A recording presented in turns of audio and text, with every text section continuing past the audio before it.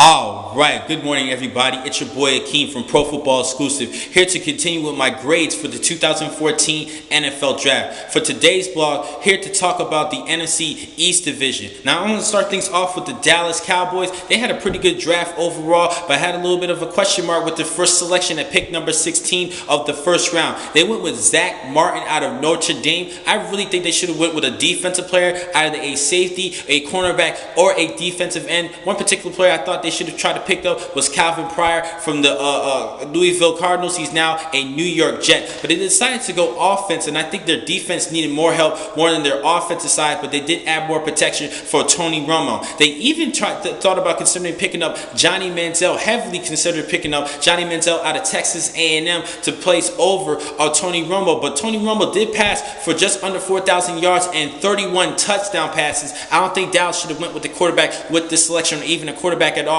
in this year's draft. In the second round, they went with a good defensive end, decided finally to go with a defensive player. They went with defensive end DeMarcus Lawrence coming out of Boise State. Now, he did have 10 plus sacks last season, and hopefully he could be that replacement for DeMarcus Ware. Now, their next pick was in the fourth round, in which they stuck with the defensive side and went with outside linebacker Anthony Higgins out of Iowa. Now, he's a player who has a lot of potential, but the player who had more productivity as a Hawkeye was his teammate Jamie Morris at middle linebacker. In the fifth round, they went with Devin Street, the receiver coming out of Pittsburgh. I think he could be the number 4 or even the number 3 receiver for this team behind Terrence Williams, Dez Bryant, all-pro player, as well as possibly Cole Beasley. And that's why I said number 3 or number 4. He's probably going to be battling things out with Cole Beasley to see who will be the number 3 receiver. Possibly has the potential to even outbeat Terrence Williams, but I don't think he will do that.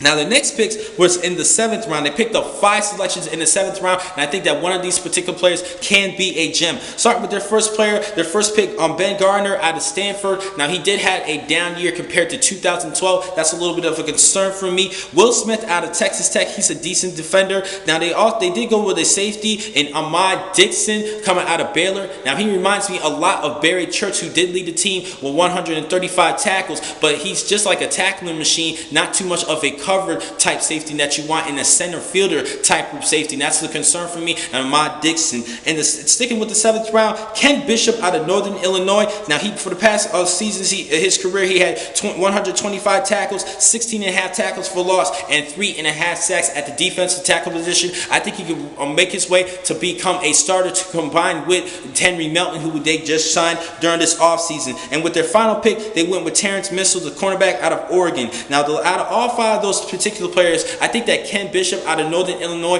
can be that gen that has the most potential to become a good, viable pick for the Dallas Cowboys. Now, overall for their selections, I'm going to have to give them a solid B. I think they had a decent draft, but their first pick was a question mark for me. They went with offense instead of defense. I think they should have went with a cornerback or a safety with that selection. That's why I have to put them a B, but still had a decent draft overall, particularly in the later rounds.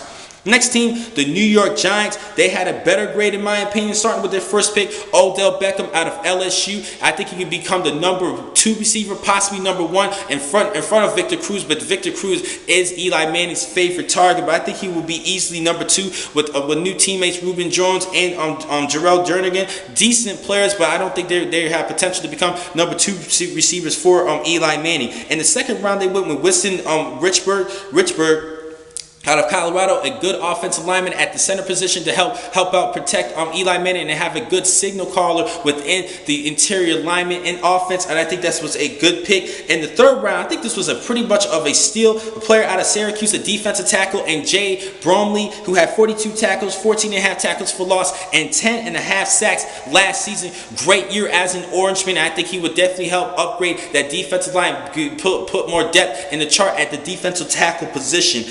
In the fourth round, they finally picked up a running back, Andre Williams out of Boston College. Now, I think he's a good running back, the Doak Walker Award winner, given to the nation's top running back. But his cutback and overall agility is not what you're going to be looking for in the National Football League. Now, he is a good runner, but his cutback and his speed burst is a little bit shaky, a little bit mediocre. And I think that Tom Coughlin might have to deal with a little bit of frustration with this particular player because of his cutback and speed burst. His initial speed burst running the football, but I still think he has a good long stride. He can run with a little bit of power. He does run with great determination. I think he could be a good complement to Rashad Jennings, who I think he will probably be the starting running back for the G-men. Now, in the next pick was in the 5th round. They picked up a good safety out of San Diego State, and Nate Burry. He had 293 career tackles and 11 pass breakups, especially for the past 2 seasons. I think that this was a good player to work with Antron Rowe and try to make even a starter safety. And sticking with the 5th round, they picked up a good offside linebacker out of USC and Devin Kennard. I think this was a great pick. He did had 9 sacks last season and 13 tackles for loss, and I think he'd definitely get behind the line of scrimmage and help out the pass rushing attack with Jason Pierre-Paul, who's been struggling for the past season. And in the final pick, they went with Bennett Jackson, the cornerback out of Notre Dame. He's a decent player. But during the offseason, they picked up another defensive tackle out of South Carolina with the free agent draft signings. They picked up South Carolina's Kelsey Quarles, the defensive tackle. He had a great season, but a lot of people believe that Jadeveon Clowney, his teammate, overshadowed him because he had more attention, giving Quarles more one-on-one opportunities. Now, one-on-one, I think Quarles could be a dangerous player, but when he's double teamed, he struggles a lot. And has proved it at South Carolina. But when Jadeveon Clowney had a lot of attention and helped out Kelsey with more one-on-one situations, he did produce and had a good season coming off this past year. And I think this was a great free agent signing. Now, overall for this team, I have to give them an A-. I think they had a great draft. Now, between the Dallas Cowboys, the only concern for me, between the Dallas Cowboys and the New York Giants, I think the New York Giants should have went with a quarterback with this selection. Eli Manning passed for another season with over 20 interceptions. That is not good. I think between Tony Romo and Eli Manning and the G-Men's probably going to have to give some competition for Eli, because I'm not really feeling his performance. Now, people are cutting him a lot of slack and giving him a lot of excuses because of the offensive line. But still, he still passed for 20-plus interceptions last season compared to just 18 touchdown passes, and that is not getting the job done. I don't care what anybody says. The G-men should went with the quarterback, but even with their selections, I think they did a great job addressing the defensive line, the offensive line, and getting that receiver who could probably have the potential to become the #1 receiver, but I still think he could be a good #2 receiver with Victor Cruz being as the favorite. Next thing they need to talk about, the Philadelphia Eagles. I think they had a pretty good draft. Starting with their first pick, a pick that I actually respected. I think they should have went with a cornerback or a wide receiver with this selection, but they actually went with a good pass rusher in Marcus Smith coming out of Louisville, 14.5 sacks last season. I think he could play either play as a 4-3 defensive end or even play as an outside linebacker. Now, he weighs 251 pounds and ran a 4.6 40 plus 14.5 sacks last season. That shows good productivity, good speed, decent size as an outside linebacker. I would have to give him a lot of credit. Actually, great size as an outside linebacker. And I have to give the Philadelphia Eagles some respect for reaching for this particular player. Yes, he was a little bit of a reach, but I respect their selection.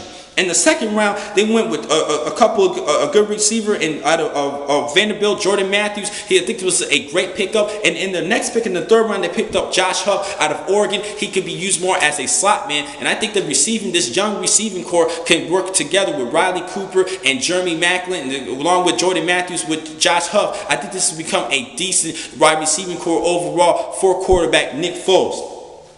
And sticking in the fourth round, they finally went with a cornerback out of Florida, Jalen Watkins. Now, he's definitely can help out with run support. He has decent cover skills. I think this was a great pickup in the fourth round. Now, in the fifth round, they went with a defensive end out of Oregon, Josh Huff's teammate, Taylor Hart. Now, he weighs 281 pounds at 6'5", and that's part of the reason why he was selected. Great behemoth size. Now, his pass rushing technique needs to be tweaked a little bit. I think the defensive coordinator could work on that, but due to his size overall, at 281 pounds, I think he could become a great threat at defensive end or even play at defensive tackle because of that size.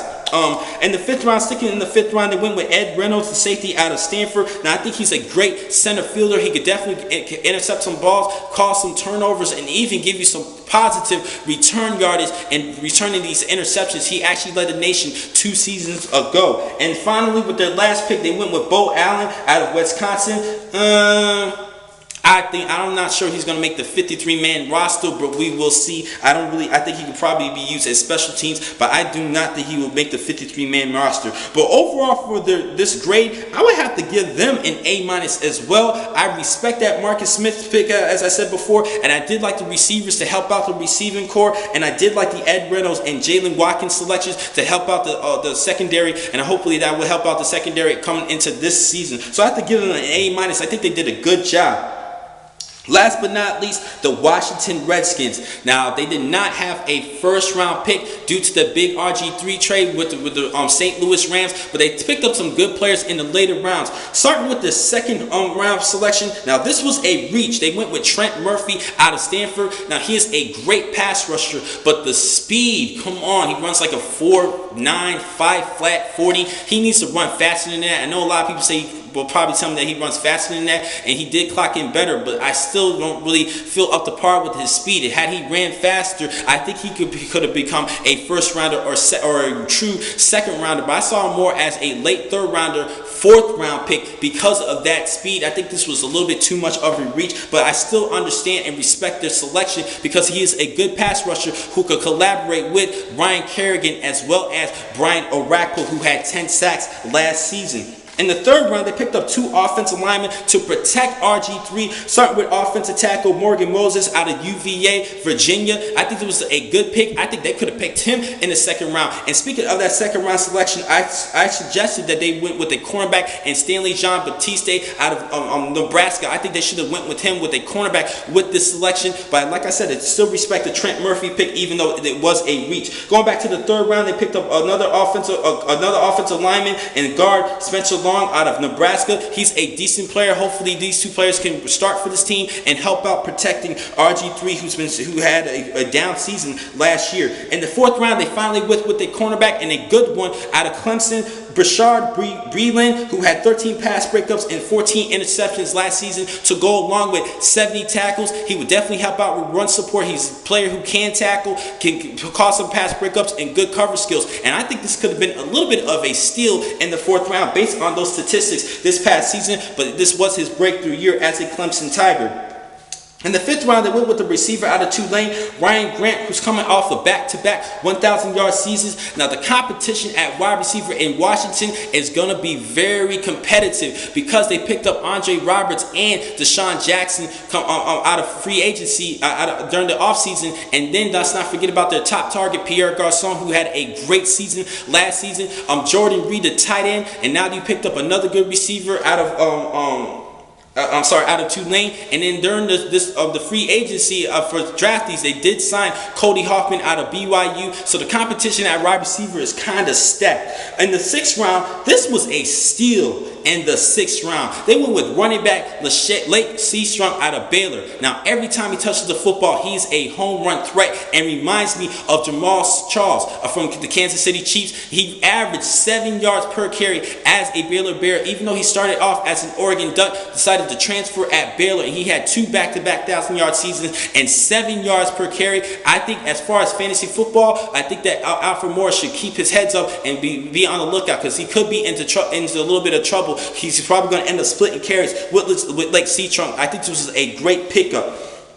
Now, in the seventh round, they picked up a couple of decent players. Tight end Browser out of Indiana. I think he's a decent tight end, but I don't think they should have went with a tight end with this one. And their last pick, they went with Zach Hocker out of Arkansas, the place kicker. I think he will probably make the team and be their new place kicker. Usually the kickers and punters are picked late, and I think this was a good selection to hopefully boost up more points and get Washington back into the playoffs due to fantasy plays by the kicker. And I think that Hocker can do the job, get the job done coming out of Arkansas. Now, overall, a lot of people give them like a C+ or a B-, but I'm going to give them a B for their efforts. They did address the offensive line to protect RG3 and Spencer Long and Morgan Moses, and I do like the Breeland pick out of Clemson at the cornerback position in the fourth round, and they picked up another good pass rusher. He needs to increase his speed from Trent Murphy. I do like their picks a lot. I have to give them a little bit of decency and respect for that particular selection and Trent Murphy, and I have to give them a solid B. Let's give them some credit. The Washington Redskins actually did a decent job this season compared to last year, but a couple years ago I wasn't really liking their selections, but this year I have to give them a solid B. Now, next I'm going to catch you guys is later on tonight, where I'm going to go stick with the NFC division, the NFC conference, and talk about the NFC North and give you their grades for their picks of this year's draft. Thank you for watching today's blog from Pro Football Exclusive. I'm your man, Keen McCall. Be easy.